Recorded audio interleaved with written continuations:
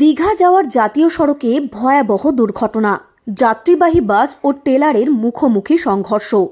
Teller বাস মুখোমুখি সংঘর্ষ দীঘা নন্দকুমার জাতীয় সড়কে।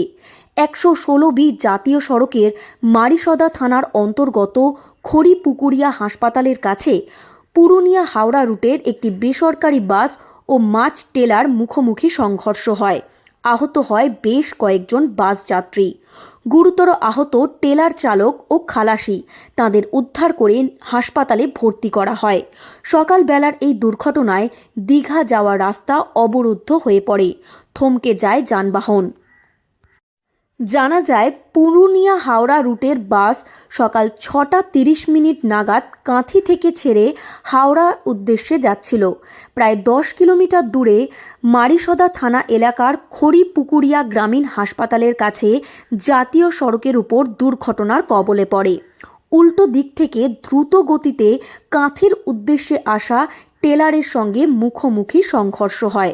স্থানীয় মানুষজনের কথায় জানা যায়, ঘন কুয়াশা তার উপরে দুটি গাড়ি দ্রুত গতিতে থাকার ফলে নিয়ন্ত্রণ হারিয়ে মুখোমুখি সংঘর্ষ হয়।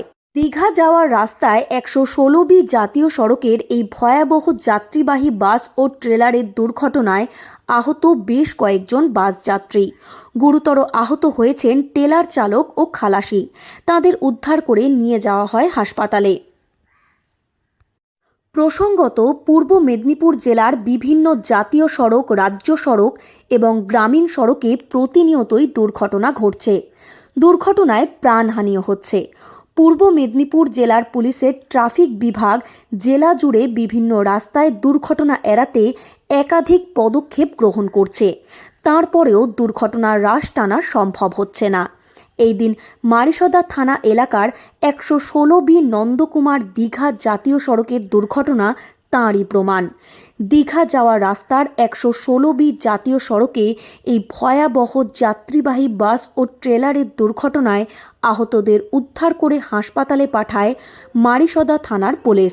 রাস্তার উপর থেকে দুর্ঘটনাগ্রস্ত গাড়ি সরিয়ে অবরুদ্ধ জাতীয় সড়ক সচল করে। পূর্ব মেদিনীপুর জেলার মারিসদা থেকে সৈকত শ্রীর রিপোর্ট, লোকাল 18 বাংলা।